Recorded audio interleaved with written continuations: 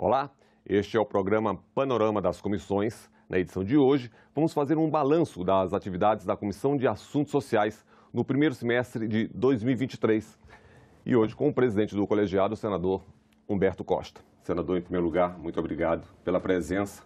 E a gente poderia começar essa conversa com uma boa notícia, que é a sanção da lei de igualdade salarial entre homens e mulheres no trabalho. Sua avaliação. Bom, eu entendo que foi muito positiva essa aprovação. É uma luta que já vem de muito tempo, uma conquista fundamental, especialmente para as mulheres. A nossa comissão votou em tempo recorde, tivemos a relatoria da senadora Tereza Leitão e permitiu, assim, que nós pudéssemos também votar no plenário num espaço de tempo muito rápido.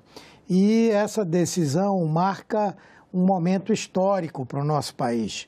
Todas as pesquisas sobre mercado de trabalho, todas as pesquisas de opinião que tratam do censo laboral das pessoas, sempre mostraram que as mulheres, embora exercendo funções iguais, muitas vezes exercendo com mais competência, elas eram discriminadas do ponto de vista salarial.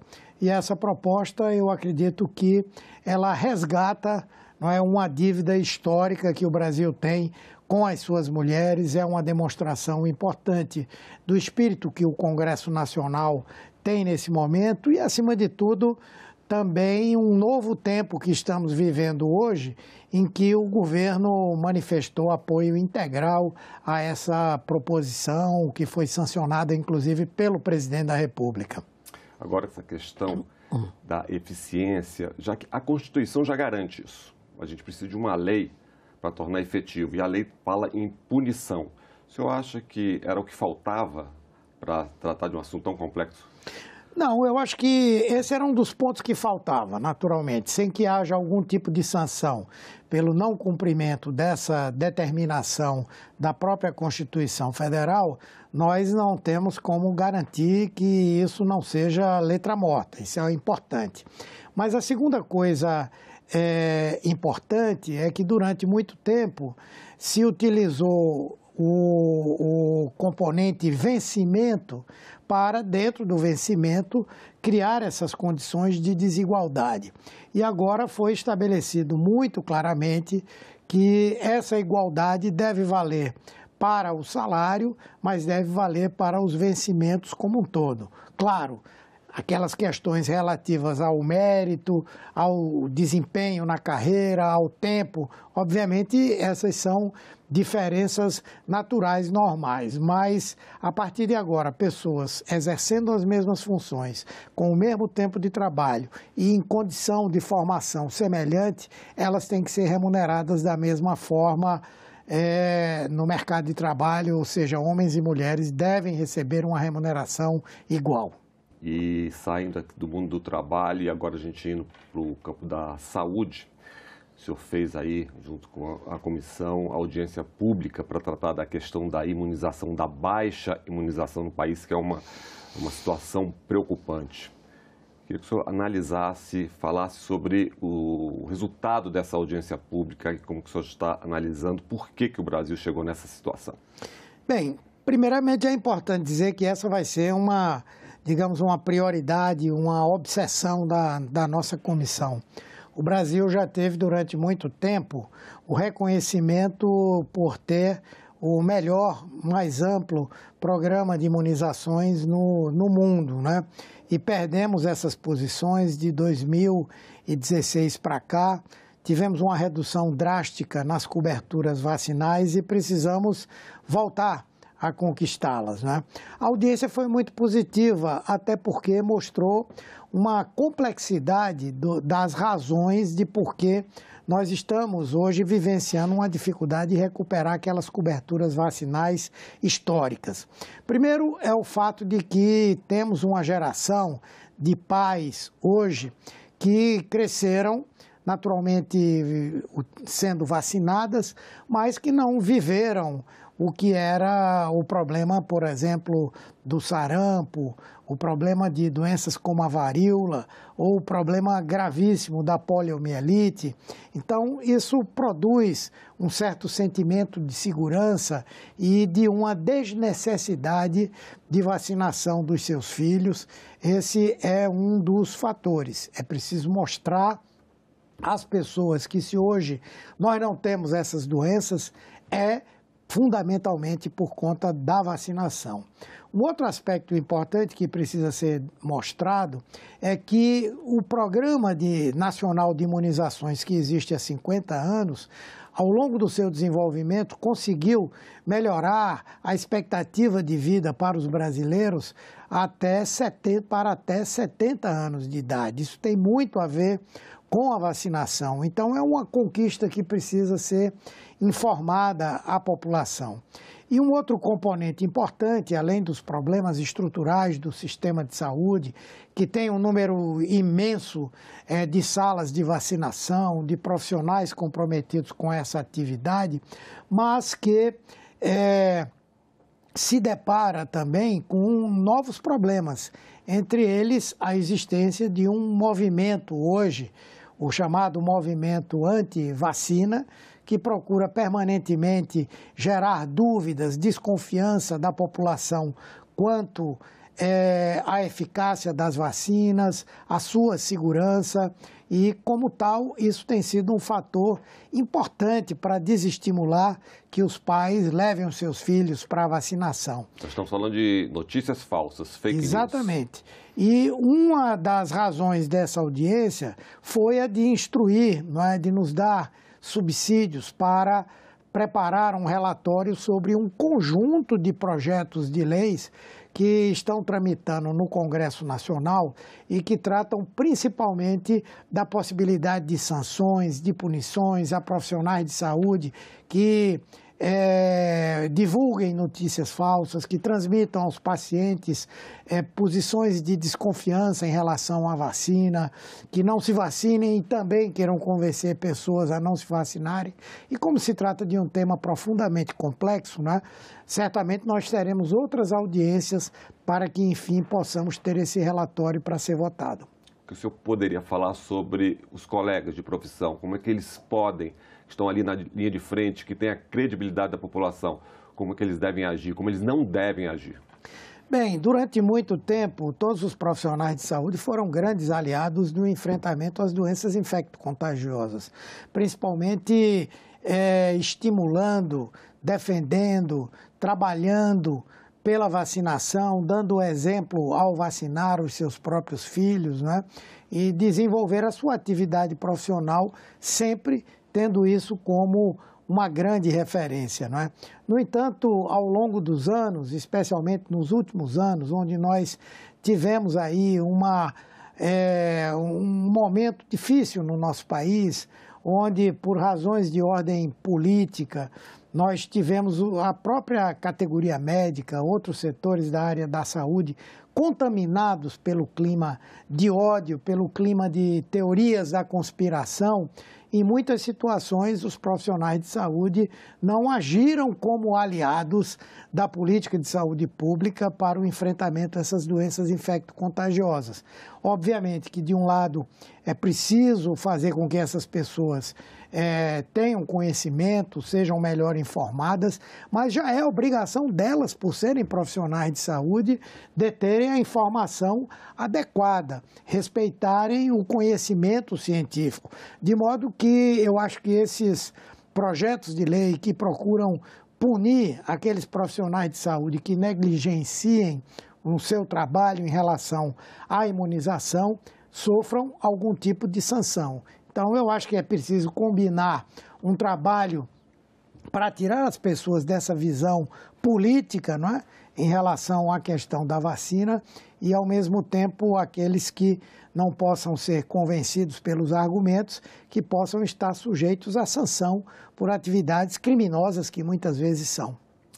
Ainda na questão das audiências públicas, eu queria citar duas que estão relacionadas à escola e violência e escola e atendimento a alunos com deficiência. Foram audiências conjuntas, né, com a Comissão de Direitos Humanos, com a Comissão de Educação e Cultura, na medida em que hoje nós temos no mundo e no nosso país situações que exigem do legislador uma atenção especial. O problema da violência é esse fenômeno que se agravou, que existia, mas que se agravou fortemente nos últimos anos e que tem ensejado situações que nós só conhecíamos pela televisão, de fatos acontecidos em outros países. E hoje no Brasil está se tornando relativamente comum que pessoas que tenham acesso a armas invadam escolas, dotadas aí de algum tipo de ressentimento que é estimulado por notícias falsas, por teorias da conspiração, e que invadam escolas e pratiquem violências, muitas vezes armadas contra professores, contra alunos, gerando verdadeiras tragédias, não é, envolvendo famílias no nosso país. Então, discutir como a gente enfrentar esse problema, desde o ponto de vista dos cuidados que devem ser tomados na escola, mas passando também pelo processo de atenção aos alunos, aos professores, criando também legislação para impedir que esse tipo de coisa aconteça. Então, essa é uma prioridade que nós vamos continuar enfrentando e trabalhando na comissão. Com relação ao atendimento relação escolas e crianças com deficiência também, que é uma questão muito complexa. Esse é um problema muito complexo, até porque existem visões diferentes e que precisam ser enfrentadas sob o ponto de vista, naturalmente, da escola, mas do ponto de vista da política de saúde, não é? Pessoas com deficiência são pessoas diferentes, têm diversidade, representam uma diversidade do que existe na escola, na sociedade. Então, há um debate se nós devemos reeditar a política de escolas especiais para pessoas que têm deficiência, ou se nós devemos continuar trabalhando na linha, e eu defendo, de estabelecer a integração, não é? Pessoas que têm deficiências, pessoas autistas, pessoas que têm síndrome de Down, já há claramente toda uma maneira de incorporá-la na escola comum. Isso é bom para a criança que possui a deficiência e é bom para os demais que vão aprender a conviver com a diferença, não é? Então, esses debates foram muito acalorados porque nós sabemos que há uma parcela expressiva também, inclusive de parlamentares, que acham que a maneira certa de educar as pessoas que têm deficiência é promovendo uma segregação, é criando escolas especiais, sem que isso se produza essa integração pela convivência na escola comum. E foi aprovada recentemente uma subcomissão para atendimento tratar de doenças raras. É isso mesmo? Sim. Na verdade, essa comissão foi reinstalada, né? Teve a sua existência prorrogada. Hoje esse é um problema grave no nosso país, aliás, um problema grave no mundo, inclusive porque com o aprimoramento das técnicas de diagnóstico, com os estudos sobre determinadas doenças, nós passamos a diagnosticar muito mais, não é? E, como tal, também há investimento muito forte da indústria farmacêutica, da ciência de um modo geral, no sentido de encontrar respostas, não é, para o tratamento dessas pessoas, não é? E, naturalmente, que no Brasil há um número significativo, expressivo de pessoas que têm doenças raras, não é? E nós temos um sistema público que ele é universal, que ele é gratuito e que ele apresenta uma assistência integral à população. Então, abre também um dilema, uma discussão. O tratamento das doenças raras é um tratamento extremamente caro. Como lidar, não é, com o aspecto da equidade, quando nós temos também muitos pacientes com doenças que demandam atenção, que demandam tratamentos que não são tão baratos, principalmente se nós levarmos em consideração o tempo em que elas cronificam, em que elas evoluem. Então, um dos problemas que nós temos que encontrar é, primeiro, incorporar todo tipo de tecnologia que permita o diagnóstico e o tratamento, mas, ao mesmo tempo, como garantir, dentro do orçamento do Sistema Único de Saúde, o recurso suficiente para o tratamento dessas pessoas. Como disciplinar a incorporação dentro do SUS. Existem medicamentos cuja única dose custa 70 milhões de reais. Como é que nós vamos conciliar isso com um orçamento que tem as suas limitações? Então, esse debate precisa fluir, avançar e nós encontrarmos respostas para tudo isso. O outro projeto que passou pela Comissão de Assuntos Sociais, o projeto que cria o Dia Nacional da Diálise, que vai ser em agosto também, foi para a sanção.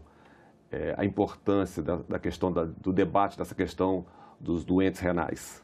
Sim, é muito grande, não é? Nós temos que trabalhar principalmente na perspectiva de que o tratamento dialítico, ele não somente é caro, como ele é também profundamente limitante. Uma hemodiálise, por exemplo, para um paciente com insuficiência renal crônica grave, tem que ser feita, às vezes, 3 vezes por semana. O paciente precisa se deslocar centenas de quilômetros para chegar a um local onde é oferecida a hemodiálise, por exemplo.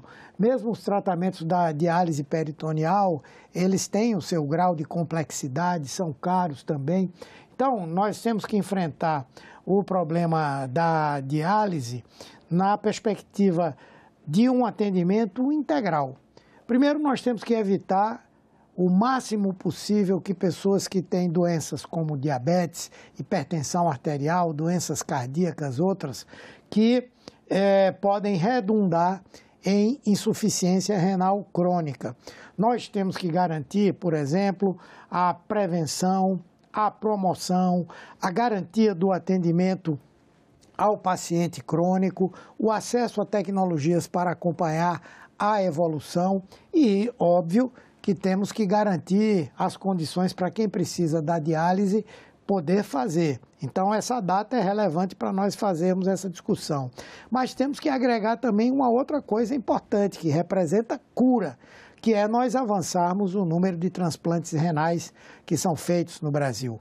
O transplante renal, ele hoje é muito comum, a tecnologia para se fazer um transplante, ela é hoje de conhecimento de inúmeros profissionais. O próprio SUS tem muitos lugares onde o transplante é feito e nós precisamos melhorar, na verdade, a doação para que as pessoas, ao invés de ficarem obrigadas durante anos a fazer a diálise, elas possam se curar com a doação de um rim para um transplante.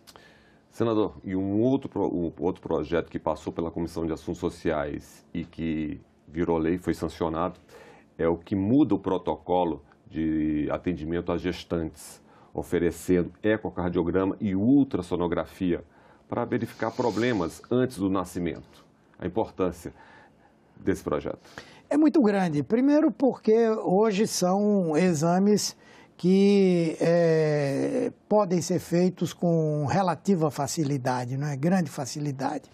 Nós temos a noção de que um pré-natal bem feito representa a possibilidade de redução significativa do número de mortes maternas. Infelizmente, no Brasil, muitas mães morrem durante ou depois do parto por doenças que poderiam ser detectadas anteriormente. E esses exames incorporados ao pré-natal representam um instrumento a mais para que o profissional que faz o pré-natal possa estabelecer um diagnóstico precoce sobre alguns problemas. Como eu disse, é uma tecnologia relativamente fácil de ser implementada. Hoje em dia é possível fazer o exame e o próprio diagnóstico do exame ser feito remotamente. Por isso, o SUS precisa aprofundar, não é, a digitalização do sistema para que, por exemplo, uma enfermeira que realizou uma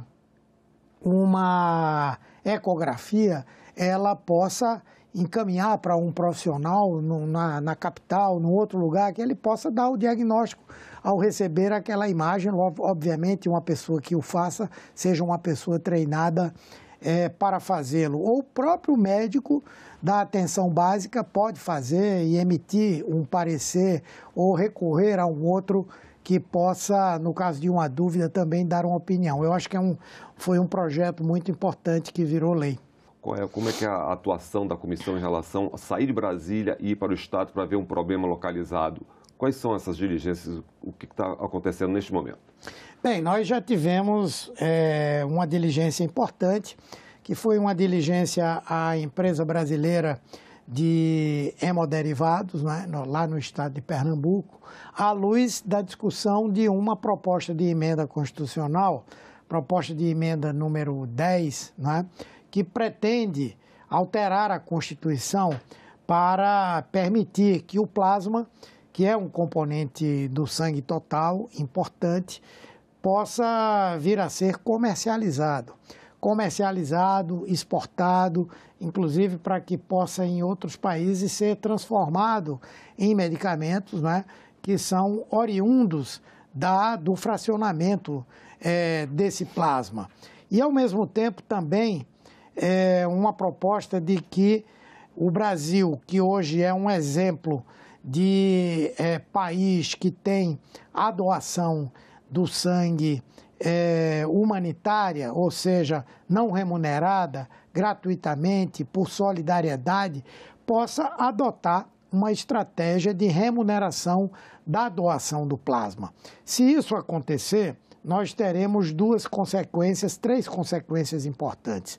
A primeira delas é a quebra desse espírito da doação humanitária.